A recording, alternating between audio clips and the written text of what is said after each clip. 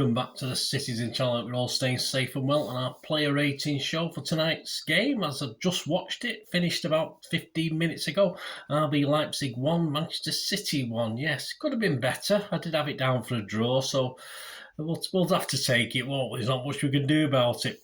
So we're going to have the player rating show. And for the Manchester Evening News tonight, we've got Mr. Joe Bray. He's a little bit wordier than old Simon Bukowski. So I'll get through this as quick as I can. I'll give you his thoughts and then I'll give you my own little thoughts on the game as well.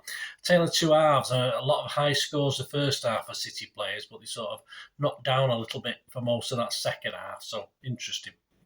So join me anyway as we do the player ratings. Please, if you are new to the channel, push that subscribe button, push the bell notifications.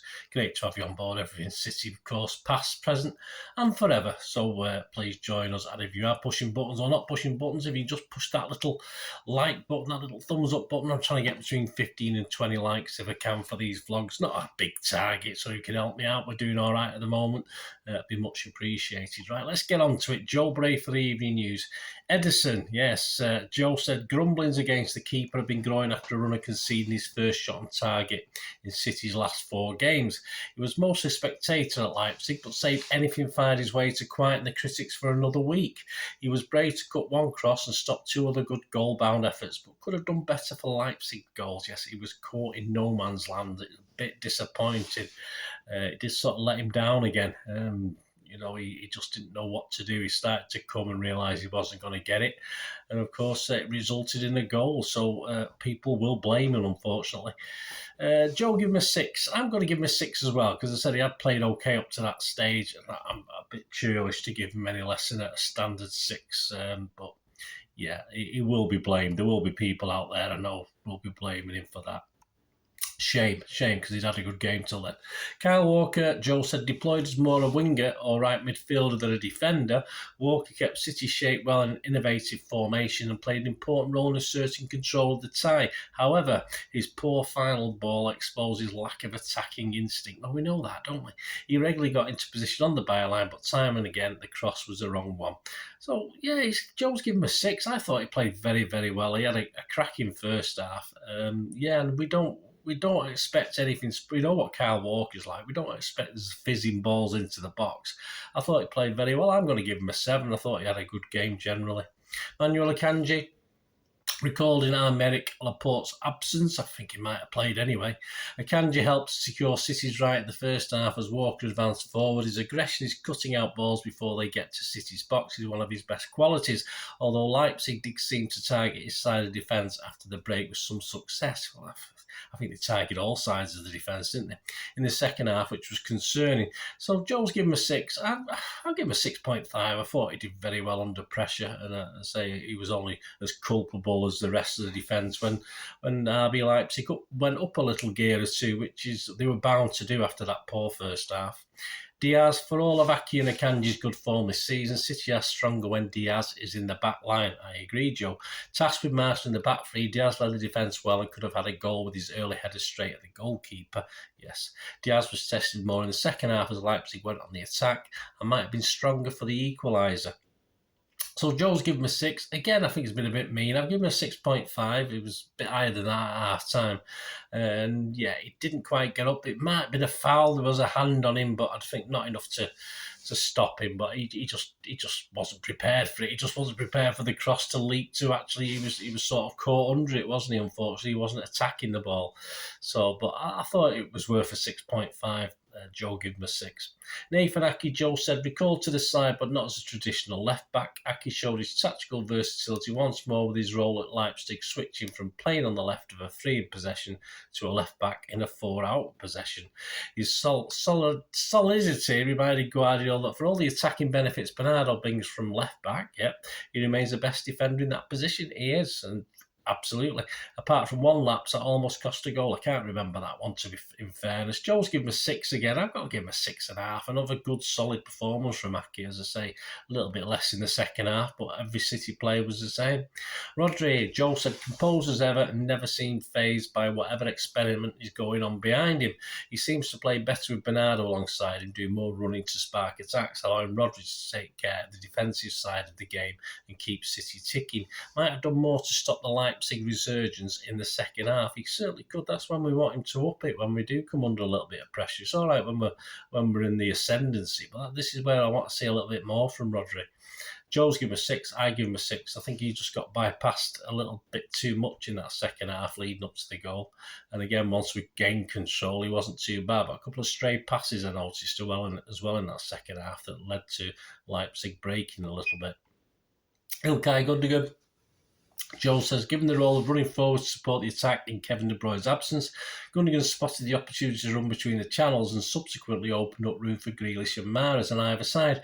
Whether he gets the assist for his clever dummy, I'd rather give it Grealish, or not in the first half. He's undoubtedly created City's opener. Yeah, because even if he dummied it and he didn't touch it, sort of flummoxed, was it Guardiola in defence?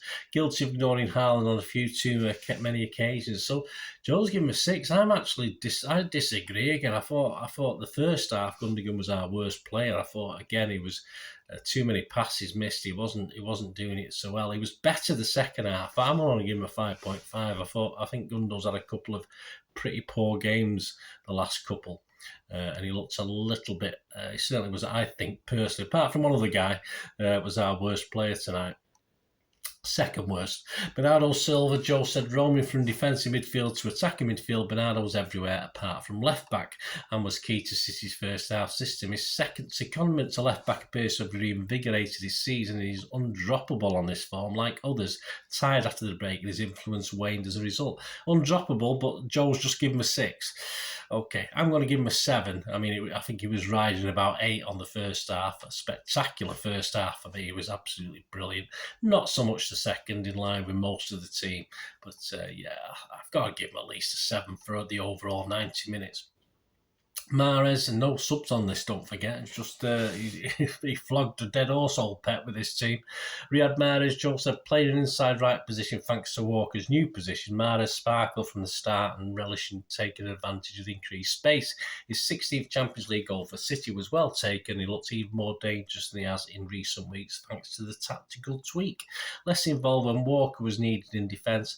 And Joe's given him a 7. I'd have to give him a 7, mainly because of the goal. I don't think he was perhaps as in it as Joe implies there. He was involved, but not sort of creating overly too much. But I've got to give him a 7 for the goal, and okay generally.